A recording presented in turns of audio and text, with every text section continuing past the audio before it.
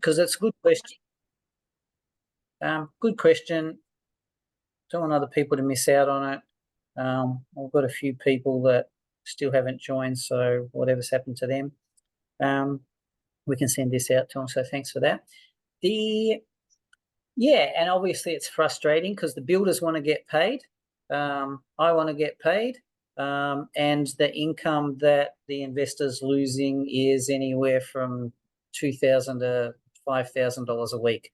So everybody in the chain is wanting it to get finished. So don't think that there's any deliberate delay or there's any slackness in the system. Some of the things that we learned from the early days of doing this was to limit how many houses the builder can build, and there's a couple of reasons for that. Number one is that a participant's approval for accommodation expires after 12 months. So if the house hasn't been built within 12 months, the NDIS provider and their staff have to go through the whole routine of applying for finance again, which is a costly business because you're paying staff wages. It can take months. It can actually take a year for them to be approved again once they've lapsed.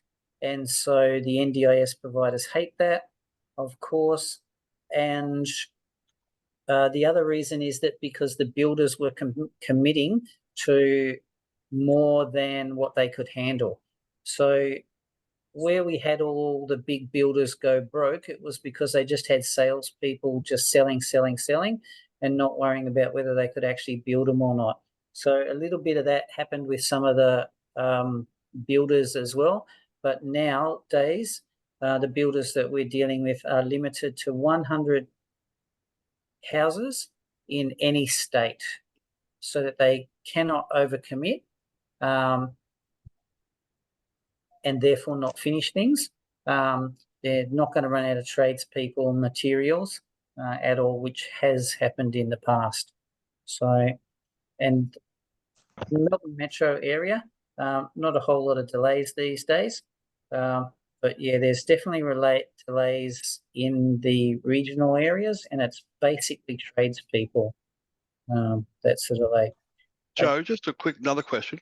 Once you sign an agreement with a builder, why can't at that stage he pre-purchase all the materials or get them at least lined up? My house, the guy says, "Oh, sorry, we were out of materials. We didn't have it on the supply chain." And that was like 4 months after I signed the contract. Why don't the builders pre-sign buy contracts with suppliers? Yeah, typically they do. So that guy needs a slap, really. Not sure why he wouldn't have, because that's part of that first 2 months delay after finance's approval to order all the materials, schedule them in, get the council approval going at the same time. Yeah, so that's a really good question that I don't have a sensible answer to, because they should be doing that stuff for us. And typically the main builder that we're dealing with these days, or builders, is actually purchasing all the materials, etc.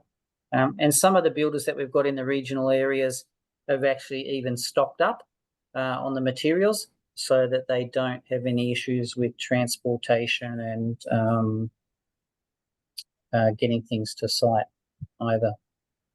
Yeah, it's very frustrating and just doesn't make sense that they haven't done it, at least ordered it all anyway.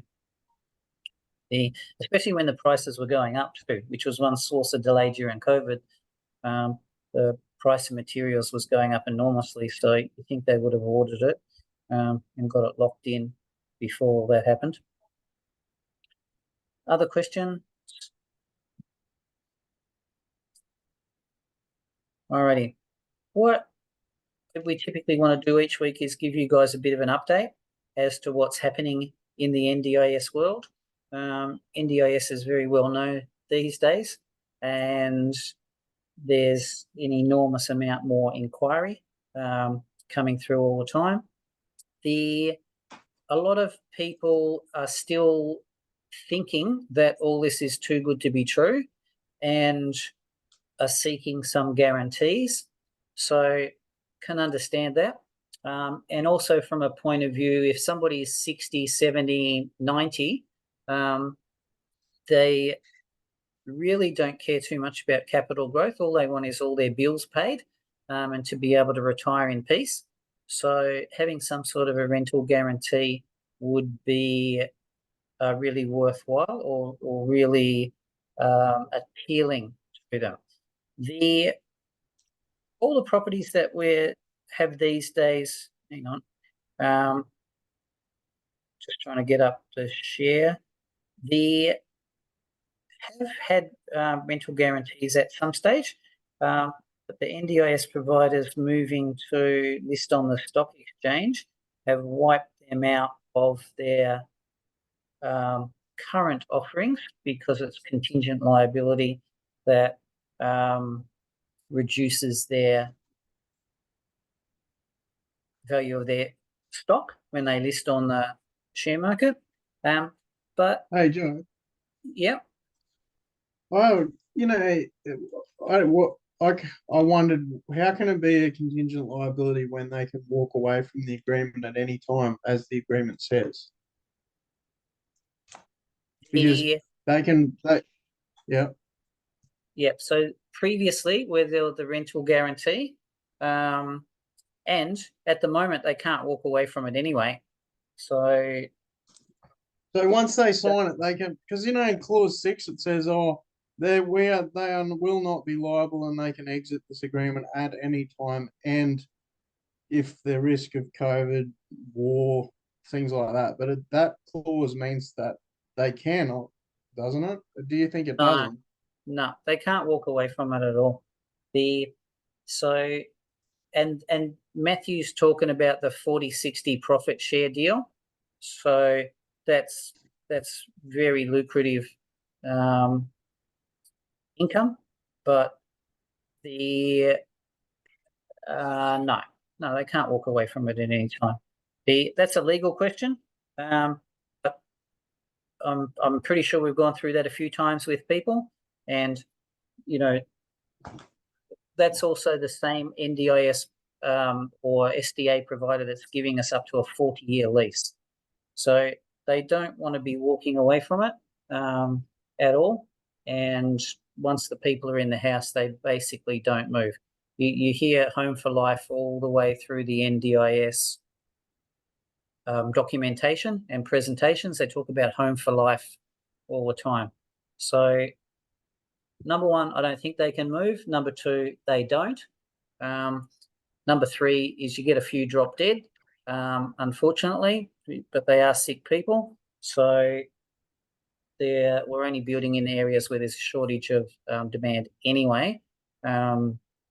Some of those delays that Ian mentioned have affected the number of participants that are there because, other houses have been built, and there's definitely an incentive to hurry up and get things built, because once the houses are built, as evidenced by the participants that are not available now that were 2 years ago, 3 years ago, they move into the houses and then they basically do not move at all.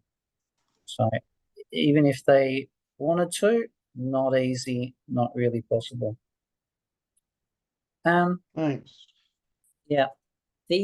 So what I wanted to just update everybody with was rental guarantees. So because if you're all asking me the same question, then I'm going to go out and address it. Or if everybody has the same needs. So the only problem that I have with NDIS is that customers keep telling me it's too good to be true. That's the only problem. All right. Once you explain all the mathematics, then it all makes sense.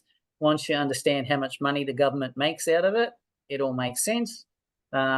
When you know that they're saving about $750,000 a house from hospital and other charges, fees, costs to the taxpayer, all makes sense. So them paying us $150,000, $200,000, $300,000 a year, it's basically nothing to them. And NDIS and SDA providers, they want to lock in houses for themselves, and they want investors to be buying these houses because they're making an enormous amount of money for every house that they run. It's, if you were starting a small business and could have a $2 million turnover, it's a pretty good small business. It's a very good small business, and I don't know if that's better than average, but it's a pretty good start. But that's what any one of these NDIS houses can be generating for the NDIS provider as income. If they make about 40% gross profit, which I'm told they should, it's significant profit for every house. So they are pretty motivated to give us leases to keep people in those houses and not walk away from them once again. So, however, we've had a few cases of people that have left their run a bit late when it's come to investing. They've got to retirement age or nearly retirement age, or, retirement's the next goal that they've got to sort out. And so they just wanted some guarantee of income. And like we said, the NDIS and the SDA providers, they want guaranteed income and houses as well. So everybody's got the same goal. The participant, they want somewhere to live in peace for the rest of their days as well. So what we have is there's a deal with an NDIS provider in Victoria. So it's only in Victoria, and can't see that changing anytime soon. They're not, put it this way, they're not going to move outside Victoria. We're always harassing the NDIS providers, the SDA providers, for the best deals for our clients anyway. But at the moment, what there is and so we get the lease as usual before we've spent any money or spent any money that's non-refundable, to be precise. And we can read that. This one I flipped through was about 28 pages, 29 pages. I'll just get to the important parts for you all about the guarantees, which was the blah, blah, blah. So the rental guarantee, and the rental guarantee is $70,000 a year. So if there's no participant in these houses, so Ian's asked us a question which has happened, and specifically it's Townsville, alrighty, where it's taken a while. There's been other houses built, and there's not as many participants as what there was. We've seen it in other areas as well, and over time, it might take 3 months, it might take 6 months, but those houses are rented out. So there's basically not any vacant NDIS houses anyway. And even if there are, like the worst case example we've had from some of our existing customers is they might have had one participant only in the house, but 6 months down the track, they've got their two, and their income is well over the $100,000 a year mark, which is what they're expecting in the first place anyway. Since they started, the government's increased the rent anyway. So, these days the rent's a whole lot more. What they're getting is about what they were expecting in the first place anyway. So even though there's only 2 participants in a 3-participant house, in those examples, they're getting well over 100 grand. So they're pretty happy with that. It's the question that about having them built and still having participants there. So that's actually why we get the lease these days before we start building. There's no builder, there's no project, there's no bundle that we actually start these days that doesn't have somebody waiting to move into it. So we try and eliminate that problem of getting it built and then advertising the house, or then hoping that somebody's going to come, because the builders that have jumped into NDIS to make money don't really give a damn about the investor, and they certainly don't give a damn about the NDIS participant. So, we've had builders build where there's a demand for 6 houses that we calculated, maybe 12, and the builders have built 120 houses. So very common problem for people that have been buying investing in NDIS without going through my company, because we're terrified of having an empty house and getting stabbed by an angry investor. So we've started 180 degrees opposite. We've started with a participant moving into those houses. So long answer, simple question. Every property that you get from us has got a lease.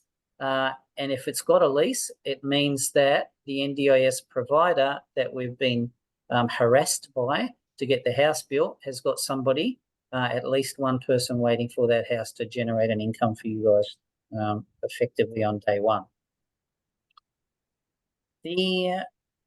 All right, so the terms of this lease, just to explain, the rental guarantee was $70,000 a year. So that's your minimum. That's nice for a lot of people, because the investment property the NDIS property is still going to be less than the average cost of a house in Australia, but it would be getting twice as much rent. So $70,000 a year is twice as much as the average rent typically around most of Australia at the moment. Maybe Sydney would be an exception, or a few other odd places. So that's peace of mind from the start. 5-year option, and then a further 2-year option, and we would expect that to extend as well.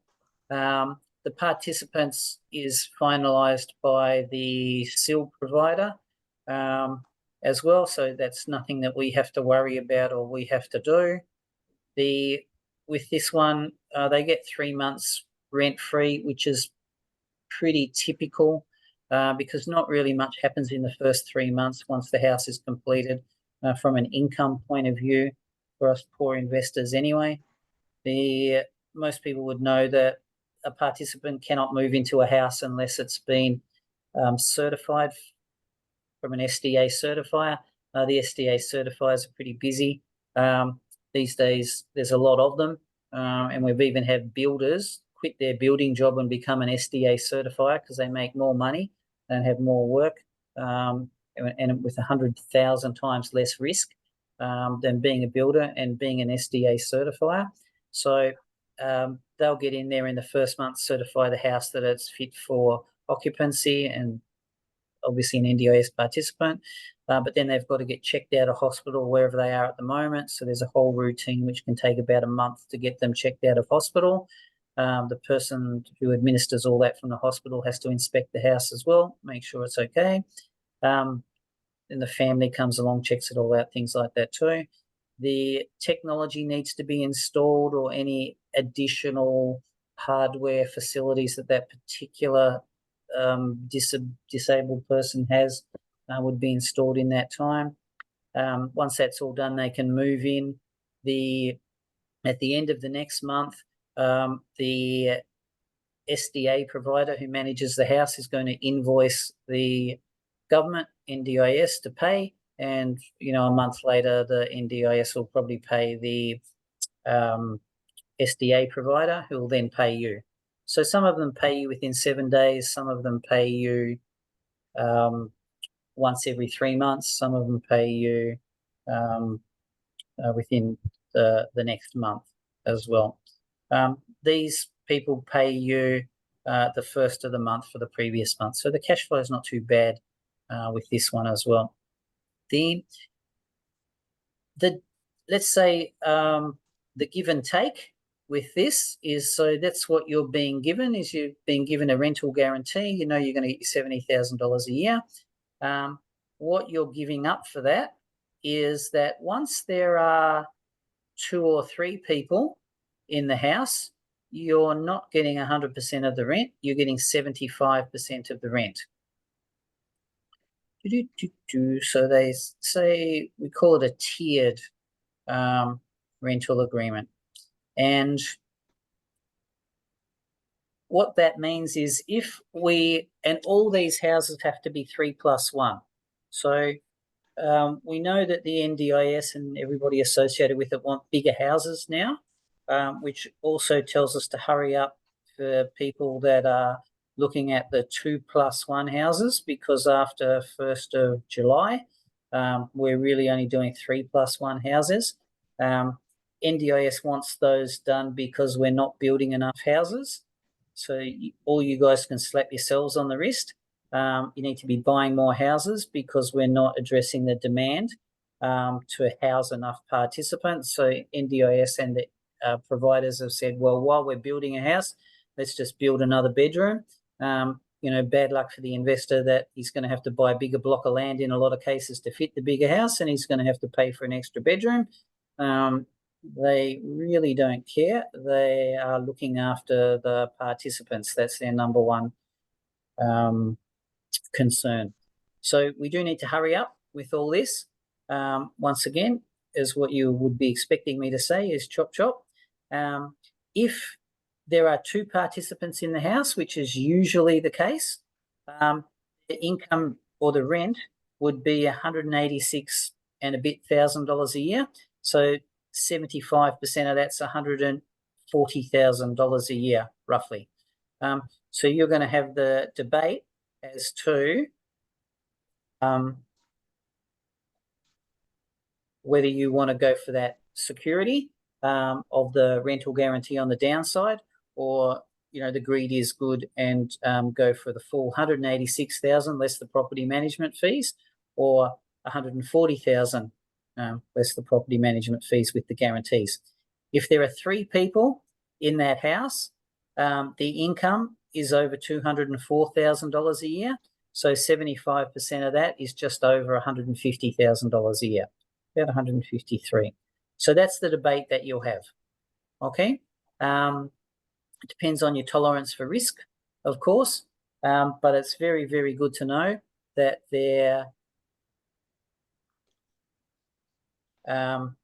you have that option.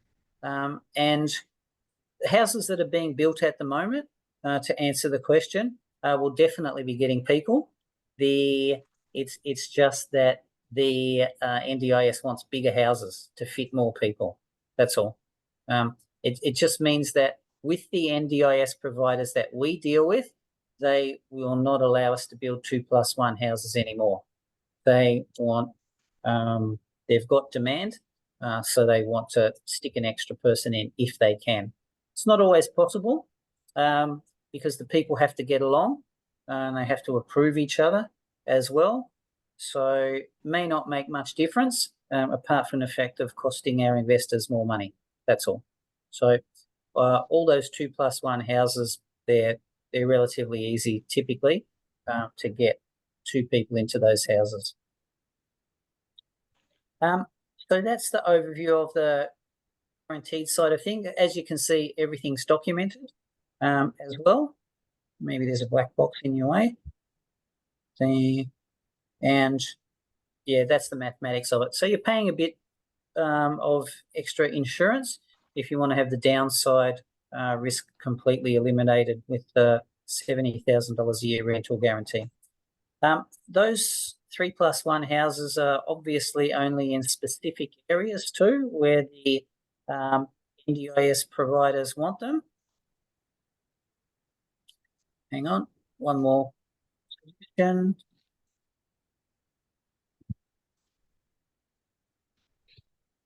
Paint types. Just mention. All the houses that we build are actually high physical support or robust, which covers the improved livability side of things. But we, for the last 4 years, have not sold any improved livability houses. So improved livability houses is the entry level.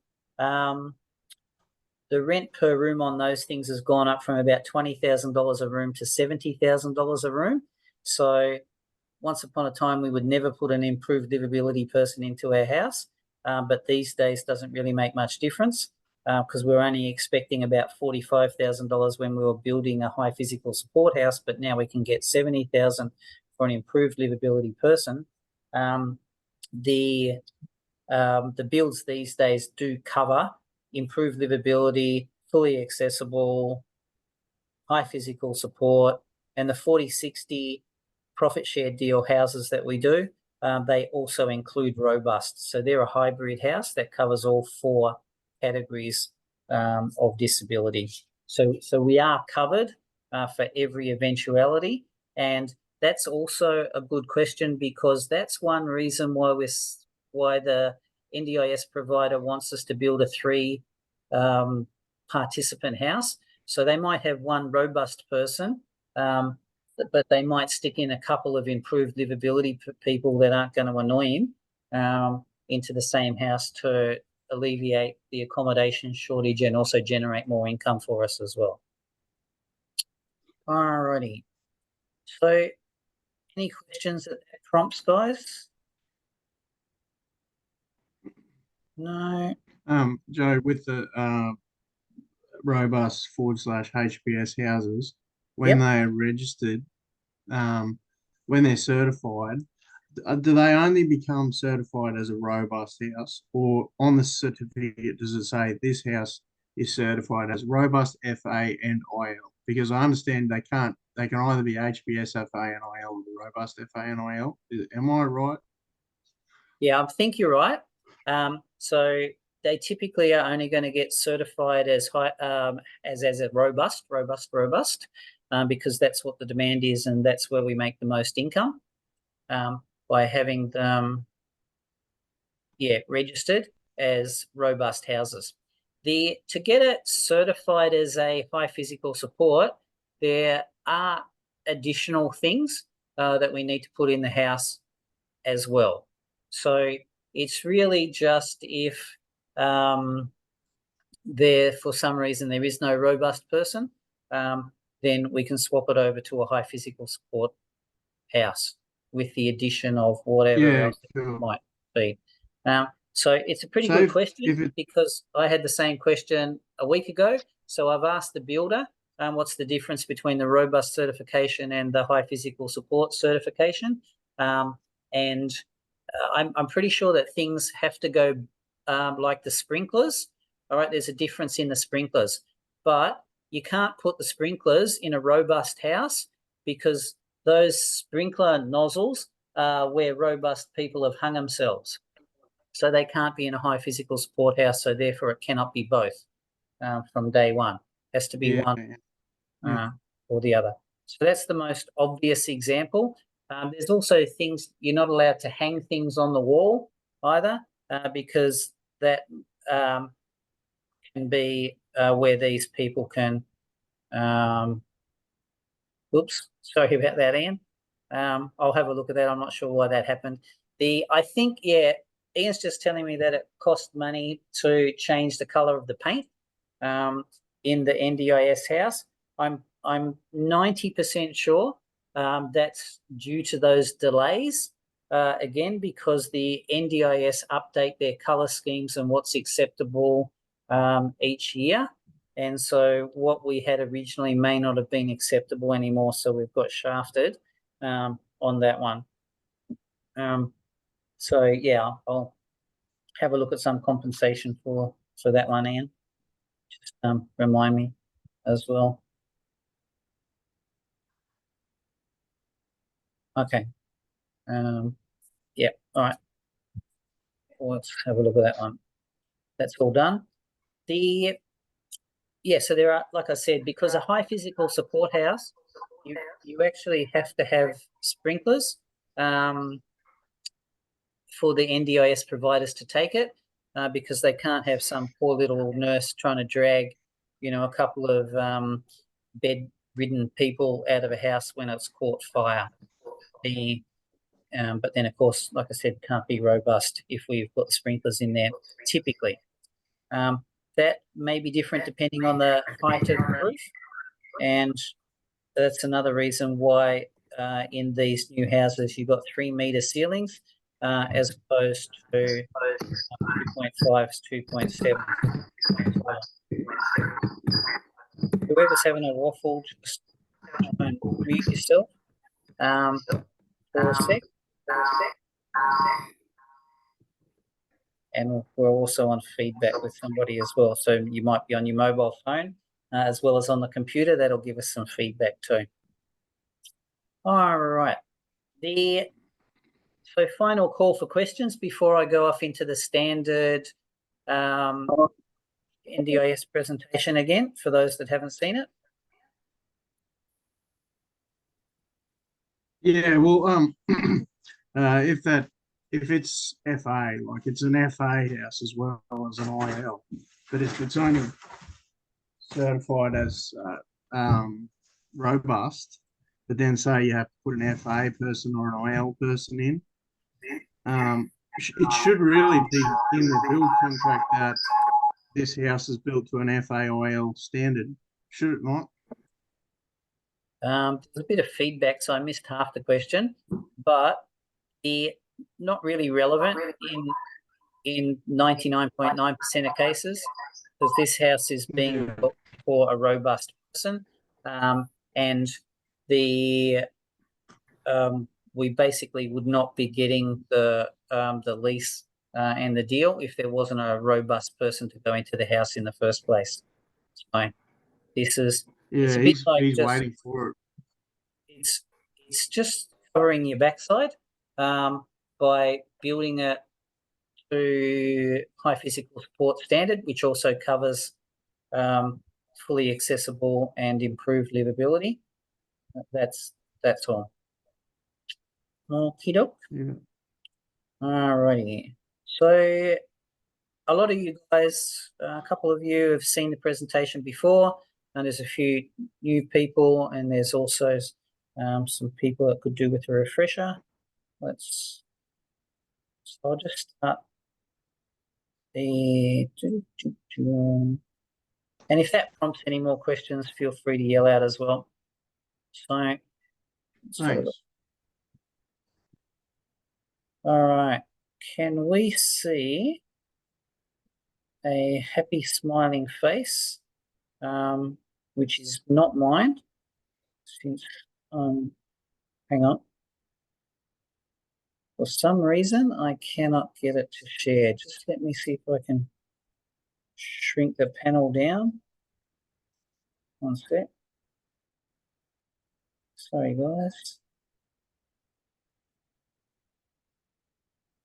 All right, now can we see happy smiling face? Devon? Yep, can do. All right, thanks for that. Yeah, I see it. Yeah, good. Basically, this is the presentation that we put together about 4 years ago, nearly 5 years ago, and everything's worked out a whole lot better than what we expected.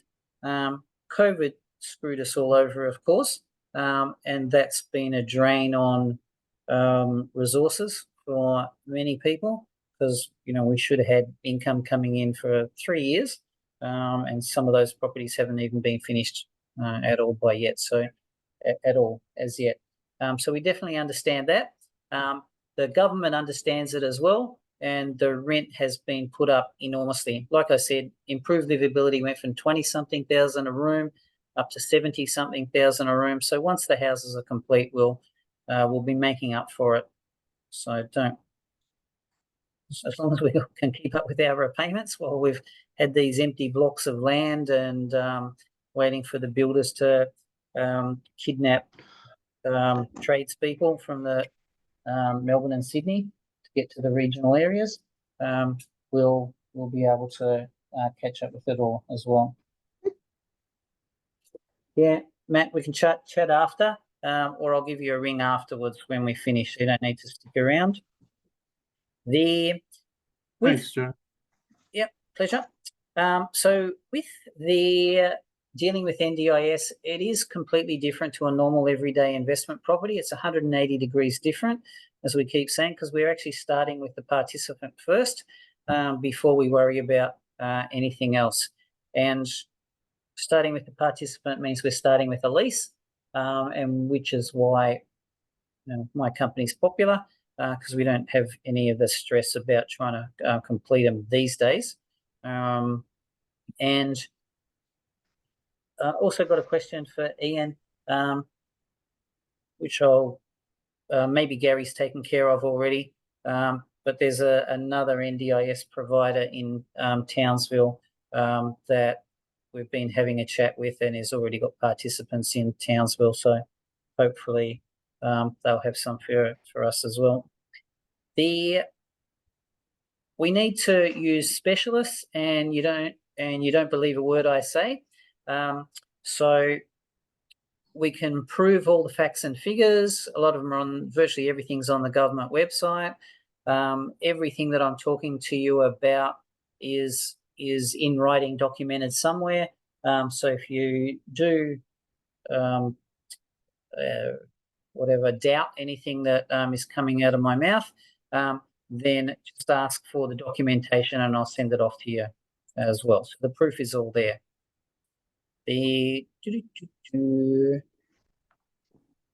All right, yep, so that'll make sense, Ian.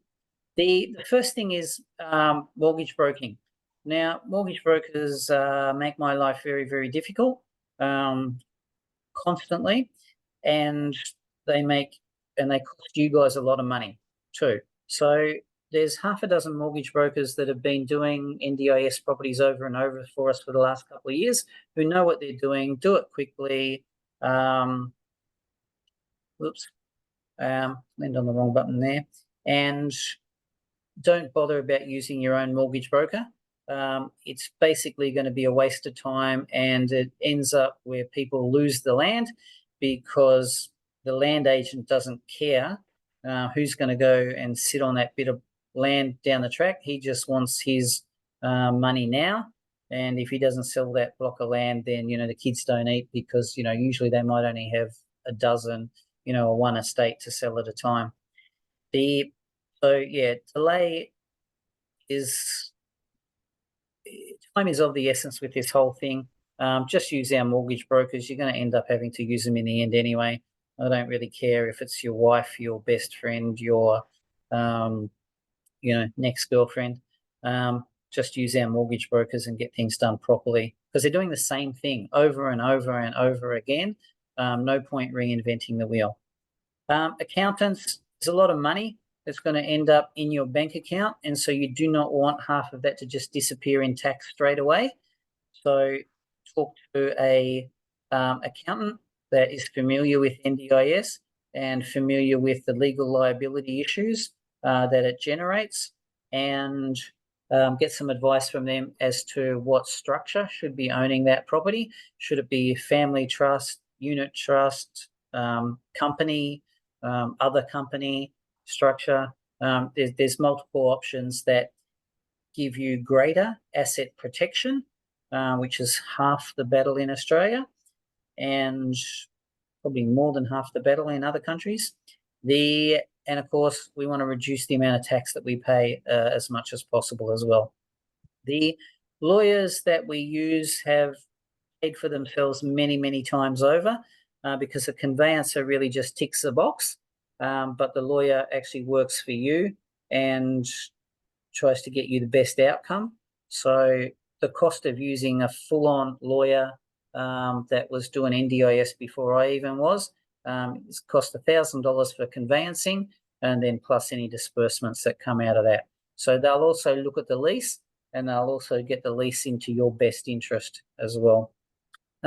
Anybody over there in their 50s or more really needs to have a chat with a financial planner, because these sort of properties could be putting a couple of $100,000 a year tax-free into your bank account. So that's definitely worthwhile having a look at as well. NDIS, it's very well known these days, which is good. And all that most people know about it is that it's costing the taxpayer an enormous amount of money. So all of us are taxpayers, and the way to get the money back is invest in NDIS. But when we started, so we started in 2018. The NDIS had been around for a couple of years, but during those first couple of years, the government was really just getting all the procedures organised, hiring some staff, having their focus groups and all that sort of thing start organised and get everything organised. Really is what it was doing. There's a video there. I won't run it, but I can email this to people that are interested, and you can have a look at why an NDIS house is costing twice as much as a normal everyday house to build. And then, of course, we were also worried about the shortage of, well, not the shortage of accommodation. We know that there's a shortage of accommodation, whether it's just for able-bodied people or somebody with a pet to rent a house. Extremely difficult to rent a house these days in Australia. I've been travelling a bit. I've been meeting migration agents for the last couple of months, and they want to know about is how I can help them get their people into Australia. And a lot of those migration agents are going to be out of business thanks to the Australian government now rejecting just about every student application that's been put to them, because the government's saying, oh, there's not enough accommodation to house the students in Australia. We finally need to look after the people that are in Australia first before people migrating to the country. So we all know there's a housing shortage. There's definitely a housing shortage with NDIS. Otherwise, we wouldn't be getting paid 5 to 10 times the rent of a normal everyday house to encourage us to build these houses. And if we actually have a look at what the rents were, can you guys see a full screen there? Let me just have a look. Yep. Oh, okay. All right. Thanks for that. Yeah. It's in Adobe Acrobat, it should just come up a lot easier. So if we had a look at what we used to do, which was the house with 3 residents, improved livability. Oops, that's the column anyway.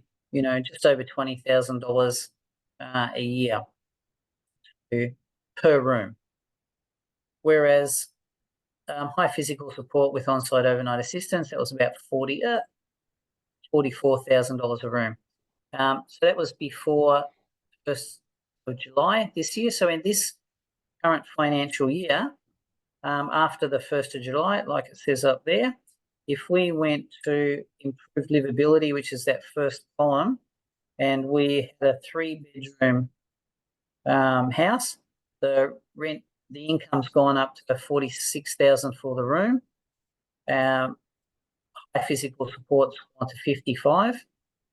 But the NDIS providers were not putting 3 people into a 3-bedroom house anyway, because they were more concerned about the participants than what they were the investor. So enrolling that house as a 2-participant house would mean that we were getting $67,000 a room plus the reasonable rental contribution, etc., to bring it up into the 70,000s. And it's enrolled as a 2-participant house, $80,000 a room, up from the $40-something thousand a room. So we know that the demand is there. Otherwise, the government wouldn't have doubled the amount of money that they're paying us from this year onwards. All right. All right. When this all started and the government started talking about it, they thought that they at full capacity, they might need to house 28,000 people. But even before COVID, we see that there was over 120,000 that were required to be housed. So, COVID certainly clouds on the horizon, but every cloud has the silver lining, and for NDIS, it was fantastic for NDIS because everybody that was sitting around in a nursing home got moved out because so many people were dropping dead in the nursing homes. Government wanted everybody out of there that shouldn't be there, and that was people under 65 years old that had a disability. The second thing is that the hospitals, the people with a disability sitting around in a hospital waiting for somewhere to move to, just got moved out of the hospital straight away because we were told that they were all going to get overrun with COVID cases. And so those people got moved into hotels because there was no trouble. However, a lot of those people are still sitting in hotels and still costing you taxpayers lots of money. So unfortunately, the waiting list is not going down. There's a lot of reasons for that. And you don't need to know all the reasons. They're pretty obvious anyway, in a lot of cases. But what we do need to know is how much money is getting spent on NDIS. So when we started this, they were spending $23 billion a year. At the moment, they're spending about $35 billion a year, and that's only 3 years later, 4 years later. And at the start, 2032, the budget forecast is $115 billion getting spent on NDIS. So just follow the money. Everything else makes sense when we follow the money. We actually assumed that they were going to turn it off, or we were terrified that they were going to turn it off when the Liberals got into power, because it was a Labor government promise, election promise, which they implemented. Thank goodness they didn't break it. But what the Liberals did was they increased the amount of money that was being spent on it. So we know that they're not going to turn it off. It was a bit of an election football in the last election, both sides offering to spend more and more money on NDIS, which is what they've done. So that's really good for us as the investors. So we know that we're on a winner there. It's in legislation anyway, that when you get your house complete and it's enrolled as an SDA house, the government has a legal obligation to pay you the rent for 20 years, based on whatever the rent was at that time that you got the house enrolled, plus indexed to inflation as well. So there's probably no safer investment anywhere in the world. That was all done. Particular video was done during COVID times, and it was quite impressive that the government hired thousands more public servants to deal with the demand and to accommodate these people. So big tick from that point of view. This addresses the issues or the questions that we had before about no participants when the house is completed. Not relevant anymore. It was definitely relevant when we started, and when we started, we had to do lots of homework to work out where the demand was. We had to drive all over the countryside to go and meet NDIS and SIL carers, as well as the companies that they worked for, to see how many participants they had and persuade them to give us a lease, which is a legal obligation, and for their participants, so that we could go find investors to build those houses for their participants. None of that's really relevant anymore because of the houses that we've built over the years. The NDIS providers that we're dealing with, which are some of the biggest providers in Australia, now come to us and say, we need a house in this area, and it gets all packaged up for us, and then we can show that house to you as it becomes available. And there's not a whole lot available either. There might be half a dozen, there might be 3 houses available at any one time that are worth investing in. Obviously, there's builders just building as many of these things as they possibly can, but we can't invest there. So with us, we just don't have that issue. We don't have to waste time on driving around the countryside, trying to find somebody that's going to wipe somebody else's backside at 3 o'clock in the morning, and it's just a whole lot easier, safer, because of what we've been able to achieve so far. So you guys are just jumping on the, the back end of all that, except for poor Ian, whose houses are still being built. But, rents have gone up a lot, so we'll make up with that soon. We talk about Home for Life. We've mentioned it a couple of times before, and that's why we are in a hurry to get these things built as fast as we possibly can, because once there's a participant in there, they're not really going to be moving out. They're not expected to move out. They might, usually it would be they would go back to hospital because they're not the healthiest people in the world, but that's about it. So we definitely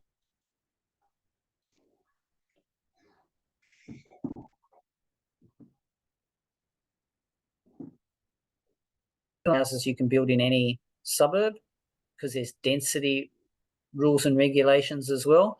You cannot turn a whole suburb into effectively a ghetto by just having people rolling up and down the streets in their wheelchairs, or being walked down the street with 3 bodyguards as well. Okay. That's the different categories that we touched on before. High physical support houses that we build, they're your typical build to rent house. So it's a little bit like a normal everyday investment property. We build the house, we give it to a property manager, and he pays us rent every month. That's it. The very, very simple to understand. And if we build that house, then we can also put the fully accessible person in there. We can also put the improved livability person in there. And the difference in rent is 80, 75, down to 70 roughly per room. So it's not a big deal in the overall scheme of things.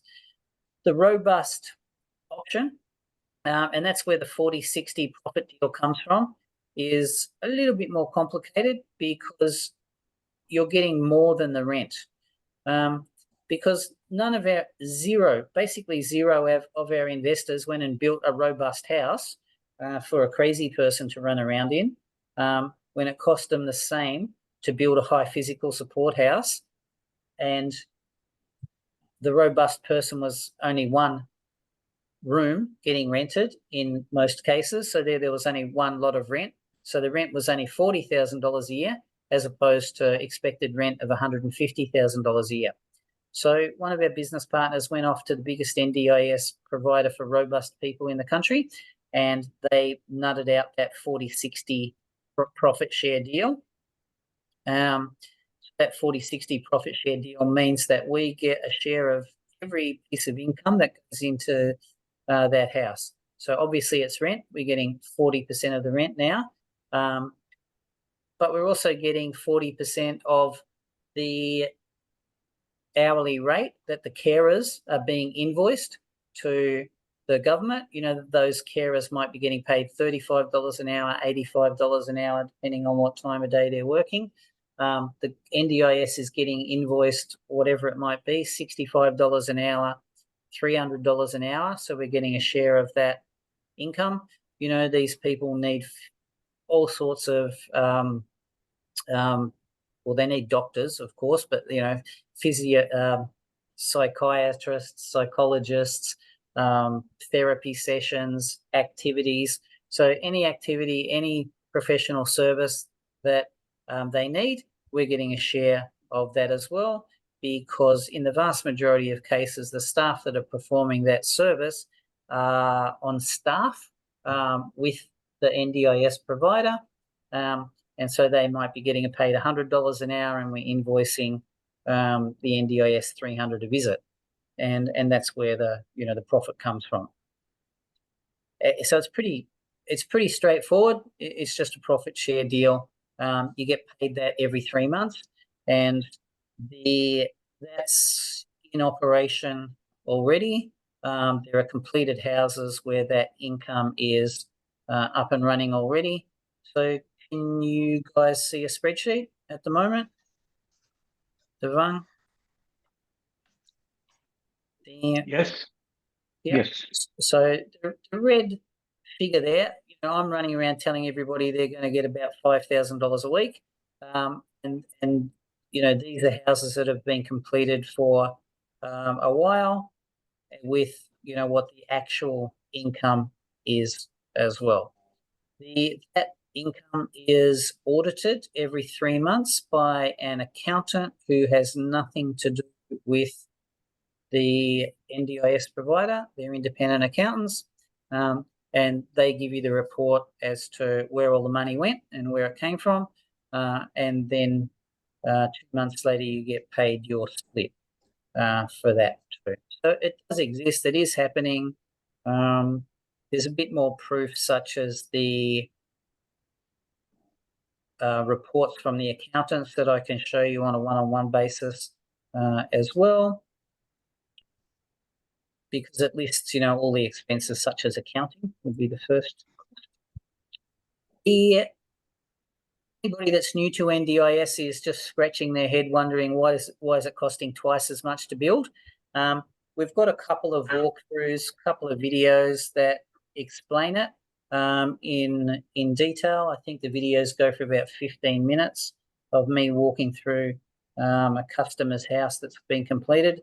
And once you've seen it, it's very easy to see why this is costing $600, $700 to build as opposed to $300 for a normal everyday typical investment property. So the cost. Did you just say you have a couple of? Sorry, did you just say you have a couple of videos, Joe, or just the one? It's one of me doing the high physical support, robust hybrid house, which is about 15 minutes. That was at Christmas. And then there's a couple Got of that. other, yeah. So you got that one. That's the main one. As well. Then there's a couple of other properties that are not me there, but that's the best one where I'm dressed up as Santa's little helper. Yeah. Having a look at that. That's explaining in more detail as to why. Ian's question before, the time it does take longer to get them built. In the regional areas, we've definitely had trouble with tradespeople and getting the tradespeople to complete these things. Not an issue these days because we're not allowed to start a house unless it can be guaranteed to be completed within 12 months. The builder has to guarantee that. That's their arrangement with the NDIS provider. So we're pretty happy about that. But that was also a lesson learned. The pain and suffering by it's taken so long to get built. Obviously, COVID's a lot to do with that. Tradespeople just making an absolute fortune. I keep mentioning I've got a son who's an emergency department doctor, and I've got a son who's a plumber, and we all know who can make more money in a week. Even though one of them's been at school for about 14 years and the other one got kicked out of school after, at 16. You're kidding. Sorry? Oh, you're kidding. You'd think a plumber, a doctor would earn way more than a plumber would. Yeah. No, there are weeks they have their, they goad each other. They're very competitive against each other. And so they'll have their debates each week as to who earned more money that week. Yeah. So anyway, Good. Lucky them. And then, of course, we're always terrified, and you guys are, about having a participant to move into the house as well. So it's not an issue. We're getting a lease from day one. We wouldn't get the lease unless there was a participant. And we've also, as of, last week, got that rental guarantee too. So before we've had rental guarantees, they've only been taken out of Cocoon because of their listing on the stock market. You would still have them. Those rental guarantees were $48,000 a year. You would still have them if they weren't listing on the stock exchange. So it hasn't made any difference to the NDIS provider and the participants moving into the house. We have this is just the rent. The government sets the rent. You don't set the rent. People don't make offers to get into your house. The rent is set by the government. So no mucking around at all. The calculators are readily available, and I had to play with them before to work out, what the rent was for those rental guaranteed properties that I've mentioned too. For any of your clients, your investors, yourself, we can do a cash flow analysis. It's Summers PIA, property investment analysis software, and it will tell you exactly how much money goes into your bank account after paying tax, after paying interest, after paying rates, insurances, all that sort, all those expenses. So we can work it out down to the dollar. That's an example, and it's a pretty good example because it's a real house that somebody bought for under $600,000. That's now, as a package, not even complete, is selling for over 1.1 million. And if we look at so September 2020 is when they bought that. That same package in the Caboolture area is selling for over 1.1. Their income is, I think it's 120,000.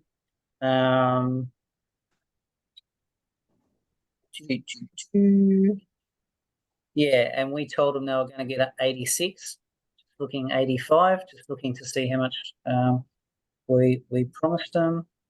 But we can do that for any of the properties that you're looking at as well, once we know what your offer is from the finance company and in what name you're going to build the property and own the property. So just remember, family trust, unit trust, personal names, they're all options. There's pros and cons to each one. I can't give you any advice, but I can tell you what other people are doing. You'd always ask your own accountant first, and I am happy to pay for you to chat to one of our accountants who's been doing this over and over again, just for a second opinion as well. There is rent guarantee. Thank you for that. Yeah, it's a big decision, and we don't want you to cock it up because that's going to affect how long it's going to take you to be able to come back and buy another one. So you might think, yeah, I've already done all that. It took ages to get it sorted. I've organised all that, but it took a while. Yeah. And yeah, very important to get it all done because, if we just put another $250,000 on top of your income, you're going to lose over 100 of it in tax straight away. But if we put it in some sort of a structure, you might get it down to God knows what, 30, 40, something like that. So it's a big difference and very, very important. Huge bill. But depending on what else you got going, you might want to have access to that money or may not be able to get access to the money unless it's in your own personal name, or you may want to borrow 90% as opposed to just borrowing 80%. So there's pros and cons depending on the finance side of things as well. And we can go through all the pros and cons of that too. Because, money in your hand now is worth a lot more than, money in your hand down the track, or less money in your hand as well, or using a lower deposit is also advantageous depending on how much money you've got, or buying two properties instead of one, because even if you're paying more tax, you've generated astronomically greater capital growth out of two properties than what you have out of one property. So if you only needed to put a 10% deposit for each property instead of a 20% deposit, but now you've got two properties going up in value, I shouldn't say who cares, because we all care about wasting money, but yeah, you really wouldn't care too much about the tax that you're paying if you've made an extra $1 million in the first year or two of capital growth from these properties. Right. Which sort of leads us to touch on the immediate capital growth side of things, which not everybody's seen. So I'll just have a look at that quickly as well. These are commercial leases, which is one reason why it's a bit difficult for the average mortgage broker to go and get themselves organised or get finance for them.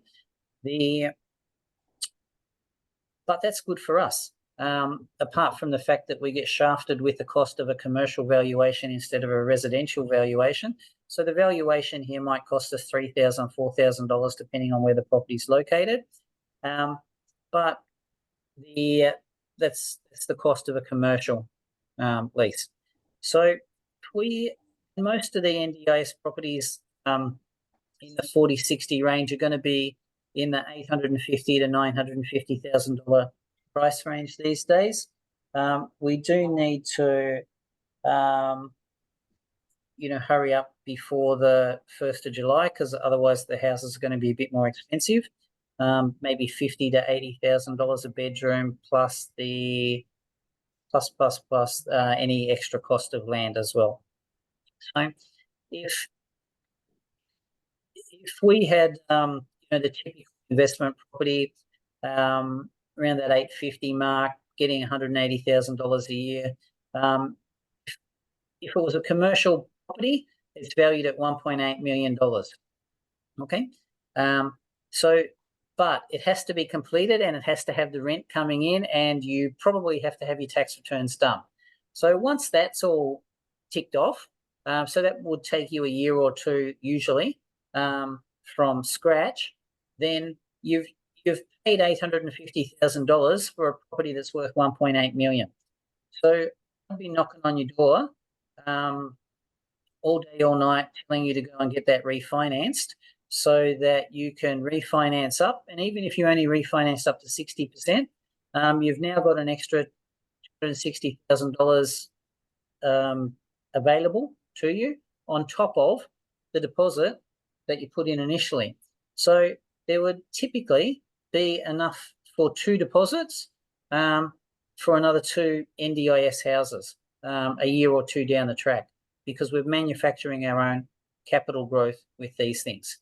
And that's, one reason why I'm happy to pay, to get the accountant done, because the sooner you've got that income coming in, the more cash flow that you've got, the easier it is for you to come and buy another property again, so that I'll get paid again, everybody in my team will get paid again. There'll be more places for participants, and the world's a happier place, except for those taxpayers that are still paying us for the privilege of not investing. So hurry up and invest. Bad luck for them. They have the opportunity, same as us. Alrighty. So back to presentation. The leases are all different. We'd be dealing with more than 20 different NDIS providers these days. A lot of them are harassing me to get money out of you guys, but you guys only see the best of what's available at any particular time. A lot of people think it's like Defence Force housing, but it's not really, because the main difference is that we will only buy a house where there's actually a demand from a participant to live in. So we're not worried, thanks to manufacturing our own capital growth, which I just mentioned 3 times. We don't care about Terry Ryder's hotspot anymore. We don't care about what the capital growth rate is like in Port Arlington. We don't really care, because we're manufacturing it ourselves based on a commercial valuation. So everybody involved in this investment is winning. So that's a really great karma. Every single person, except the taxpayer, like I keep saying. A few of you on the call I haven't had a chat to, but get in touch with me and we can work out what is going to suit you best. There are NDIS properties that start from $725,000, and so it's affordable for a lot of people. We can put these things into your self-managed super fund as well, virtually any of them. There's additional costs to put them into a self-managed super fund, but that would be worthwhile considering that the money can end up being tax-free as well. And, I've been in India last month, in Vietnam and Cambodia this month. The interest from investors here in these things is huge. They cannot believe the cash flow that the Australian government is paying. It's just huge because, you know, they're getting capital growth. Not in Vietnam, they're not. They're getting capital growth, but it's minus 50%. And they don't get anywhere near the cash flow that we're getting here. So, you know, they're just buying an income, and the government's paying for it. So they just basically can't believe it. What a fantastic investment it is. And overseas investors can borrow 50% too. So, you know, that's 2 houses that they're buying. And all you people in Australia, you know, you obviously realise that it's a limited opportunity. It's not going to be forever. So chop chop. Does that prompt any other questions, guys? Because if not, that's enough for one day. Anything else I'll follow up? I'll Somebody try and have a else? chat to you after, Joe, please. All right, I'll give you a buzz. All right, Thanks. thanks, everybody. Thanks for coming along. Done.